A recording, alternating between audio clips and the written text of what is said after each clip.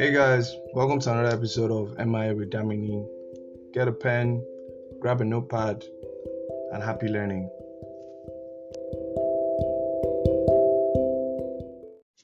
Hey guys, so over over the weekend, I saw this very interesting video. I think it was on Friday or so, where there was this boy that was playing with a sword, and he did not know he was beside an inflatable pool, and so he swung the sword to cut something on a log of wood, I guess, and then ended up tearing into the inflatable pool, right? Obviously, the inflatable pool, it gave way.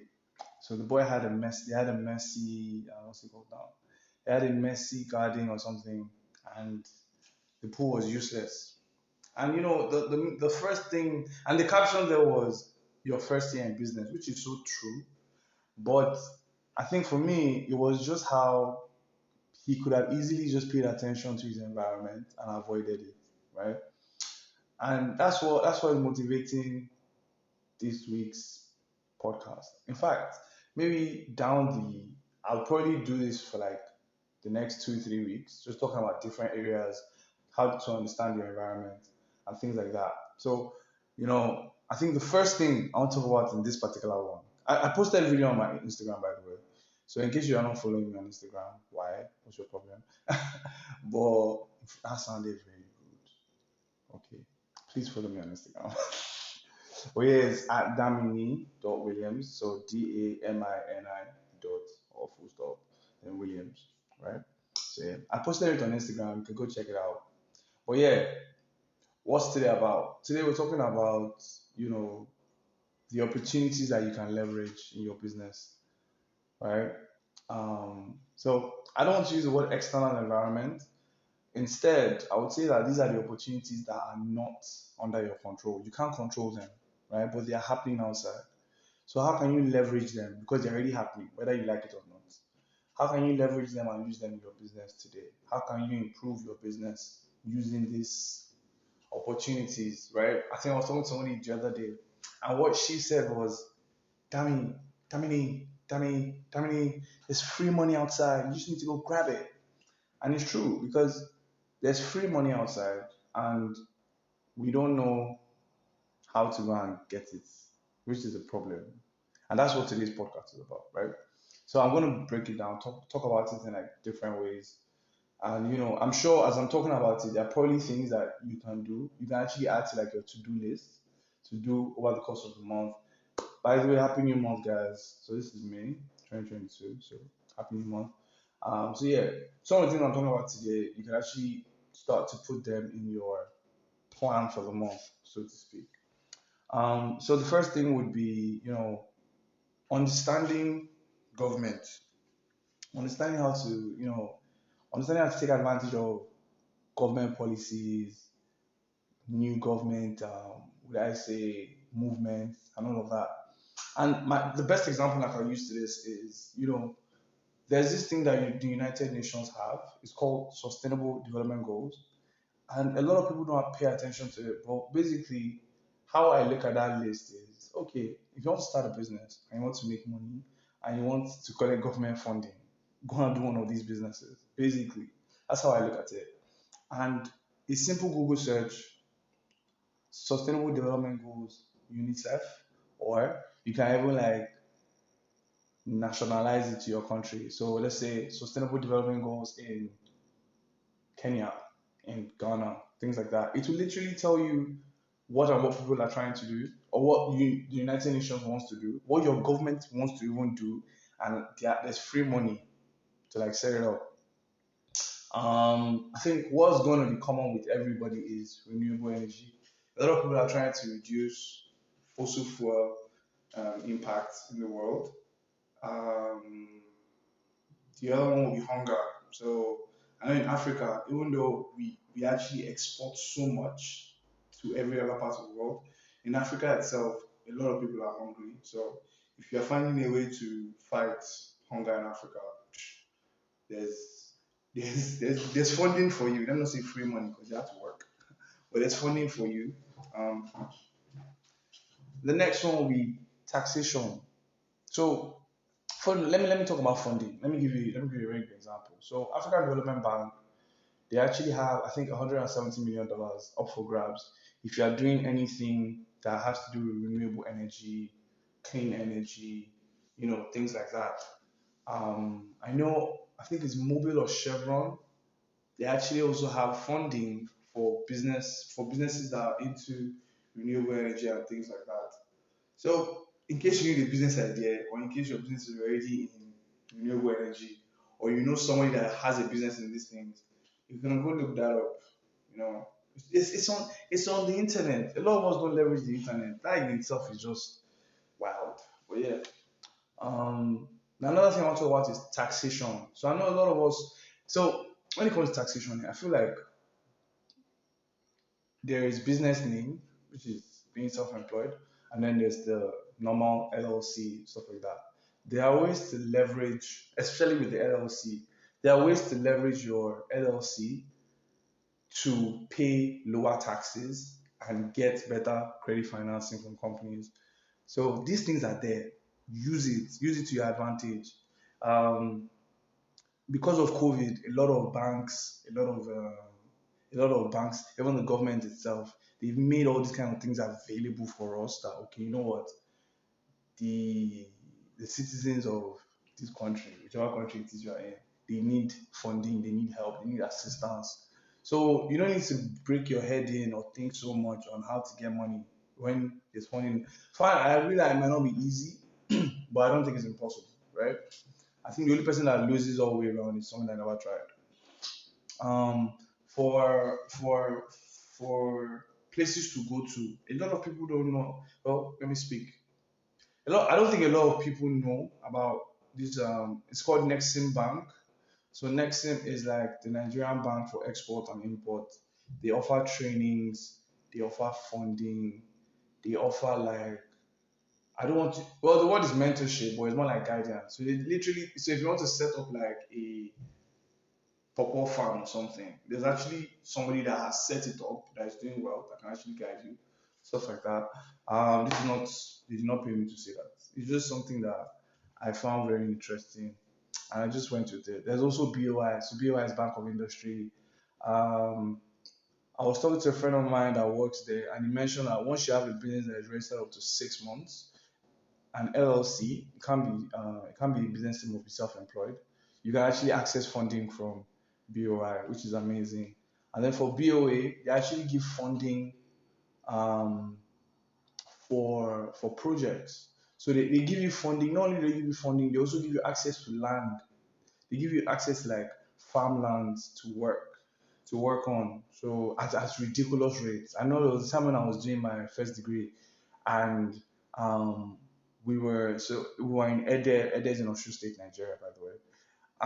And then I think somebody was trying to set up a farm. I can't remember what type of farm it was, whether it was rice or cassava or something. And he literally paid, I think, 20 to 25,000 naira to use that farm for the entire year. 25,000 naira as of today's now is $50. So just imagine how much it was then. Probably like $20 or $10, right? I'm using dollars so that people that are not just in Nigeria understand the kind of currency I'm talking about. But yeah, so there are so many opportunities that we don't pay attention to basically. I don't understand why. I really don't know why. Um, the next thing I want to talk about here is the economics of things, right? So, for example, the first thing that will come to my mind is inflation. Because of inflation, a lot of people have had to increase prices, right? As you increase prices, chances are your customers will reduce because those same customers are suffering from inflation. So instead, I would say, instead of reducing your customers, instead of increasing your prices that reduces your customers, why don't you look at your operational cost and look for ways to reduce that instead, right? For example, now recycling is a big deal in today's world. Recycling is so big. Um, can you put a recycling loyalty scheme in your business? That way, you don't need to keep on buying the same products all over again. Once you have a recycling scheme, you can easily recycle the products you have let them go through like a cleaning process, a what's it called now, a quality control process. That way they can be reused. That's the whole point of recycling, to be honest. And yeah, that would save you cost. How can you go to, how can you even use recyclable um, cheaper alternatives? Things like that, right? Um, what else again? Now, the next one I'll talk about is cultural understanding. Guys, this is so big, especially in a place in a continent like Africa, because our culture is literally so strong, so powerful. Like it is who we are. Like we carry our culture wherever it is we go to. I think I would want to make a very bold claim and say that with us, you can literally almost tell what we believe in, what we stand for, just by talking to us in a few minutes, right? So we literally culture is a very big deal for us. So in Nigeria, there's this I wouldn't oh there's this bank. Let me not say whether they are big or not. There's this bank called Sterling Bank, and they had an altercation with a religious body. They made it very interesting, creative about the Easter holidays, and it triggered a few people basically. Now, because Nigeria is a very religious country, things like that are always like a gray area. A gray area of you can go there but don't go in too deep. Or a gray area of don't bother going there, just leave it alone or leave it be, right? So, you have to understand the culture. I think I was watching an Amazon ad where what was this ad about? I was watching an Amazon ad where they were telling the story of Medusa, right? How Medusa wore glasses, that way she could go out to parties and, not turn people to stone, basically, right? The problem is, how many people know about Greek mythology in Nigeria? Like, really? How many of us know about Greek mythology in Nigeria? So when you're creating like ways to communicate with your audience, you need to also have like a cultural understanding of what they believe in, what they understand, what they approve of, so to speak, right? Don't don't don't say something that's going to leave a bad taste in the customers that will put money in your pocket, basically, right? So understand social culture. Let's call it that. The next one is digital technology influence. Guys, the world has gone digital. Like I think at the beginning of this podcast, I mentioned how there's access to free money. Yes, I'm actually calling it free money now. There's access to free money on the internet. All you need to do is do like proper searches, and you'll be shocked the kind of free money that is out there. You need to use the digital technology. Like the things that are available to us right now were not available to us 3 years ago, 4 years ago. I don't need to go that far back in time. For example, now you can literally learn so much on. Okay, you know what? Let me give you an example. You can go and create an e-commerce channel for your business by yourself, just from watching YouTube and using like automated CMS systems like Shopify, Wix, Square. Like it's interesting, right? How the world has evolved in the digital technology space, and if you're not leveraging it, you are losing. You are literally losing, guys. There's no point in being manual or analog in these things because the cost of software, right, and the cost of working with people. Let me use Canva for example now. It is more affordable to use Canva than hire a graphic designer. The amount of money you spend on Canva, you can't hire a quality graphic designer with that amount. Facts. You can't do it. It won't work. Right? So you need to leverage digital technology. It also helps you understand where you stand, if that makes any sense, as a business. So for example now, you want a graphic designer that's going to give you quality designs, but you want to pay him a Canva invoice money. You want to pay $12. Like it's not going to work, guys. So leverage digital technology. Understand that Canva is the place you should be in. Pay for the Canva and get access to like very very good design, and then work with that, right? There's nothing wrong with Canva designs, guys. I use Canva designs all the time. Again, this is not sponsored. Maybe one day I'll get sponsored by Canva. You never can tell. You never can tell. But yeah. Now, last but not least is I'm going to call this HSE.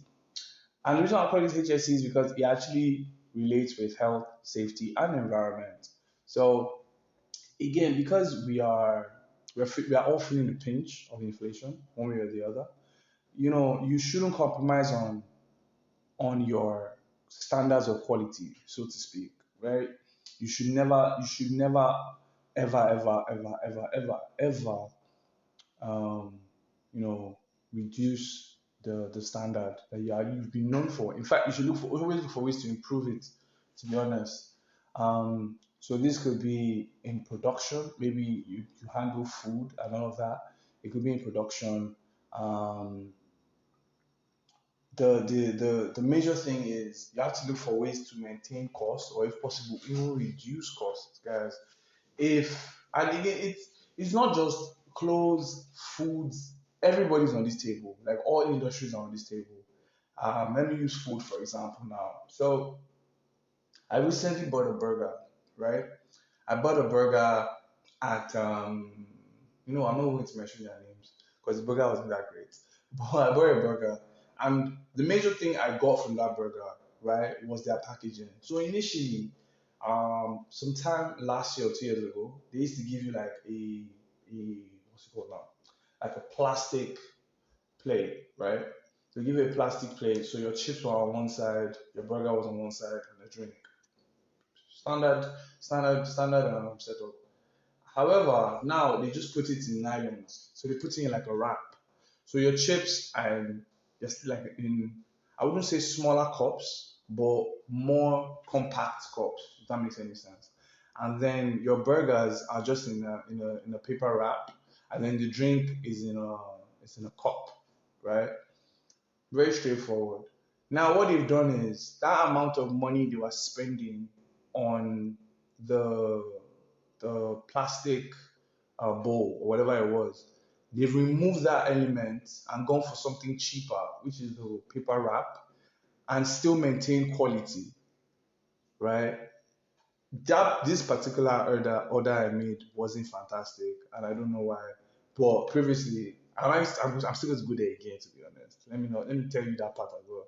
I'm still going to go there to be honest. But that in itself shows that okay, you know what? Instead of them reducing the quantity of what they are giving customers or reducing the quality, they were able to still maintain those things and also still provide like healthy methods, safe methods of giving food. If that makes any sense. So it's very similar to economical factors I mentioned earlier, but it's different in a way.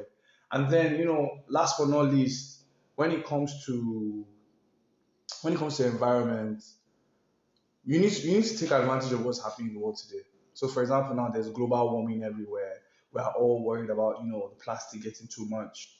Um, Places are melting, things like that, right? We can we so this particular one is for like fashion industry businesses.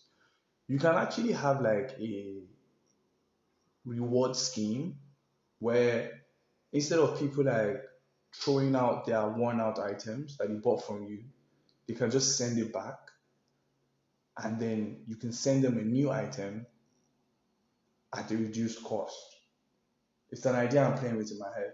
And what this does for both parties is for the customer, they are decluttering their wardrobe at the same time getting a new dress or a new outfit and also paying a cheaper amount of money to get this item, right? That sounds fantastic. For me, that sounds fantastic as a customer. As a business, you are getting your worn out item back, so to speak. So you don't need to go and buy materials. You can find a way to recycle what you already have to make more materials, more statement pieces, and things like that. So it's almost a win-win situation for everybody.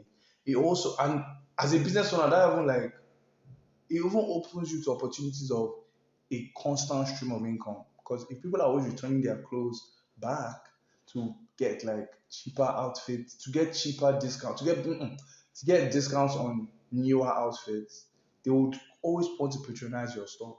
Does that make any sense? But there's something there. So basically, that's what we're talking about today, guys. How you want to leverage the opportunities that are outside in your environment for your business.